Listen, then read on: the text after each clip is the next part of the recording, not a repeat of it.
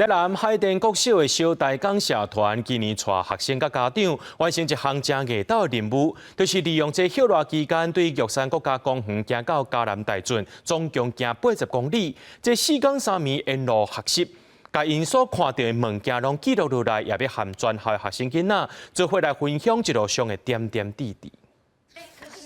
一个囡仔家长叫老师欢欢喜喜咧行这条山海圳国家绿道，因是台南海淀国小小台港的师生，伫休热用4天3暝的时间，对海拔2600公尺塔塔加一路行到嘉南大圳，完成这80公里的圣山之路。因哪行哪学习，兼做落实调查。过程中慢慢行到姊妹校来去国小，体验祖族社前的传统文化。今摆学生透过布丁的方式来参全校分享。我有看到黑熊的脚印，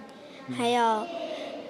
地质，我就可以提升自己的自信心。其实是还蛮辛苦，但是只要大家一起走，就是不会那么累。在策展中的那个历程的展现，可以看出他们的学习已经是深植在他们的心中了。这个在咱对平面到立体，学生甲这段路程，常在看到的昆南树甲白山，用艺术来做呈现，把播送同时因收集落来的声音，要互人有浸水式的体验。昆南树就是咱即马冰河时期的绝育植物，较难得啊，就叫囡仔来下只植物转来，咱下只植物转来，佫有另外一个目的，就是讲咱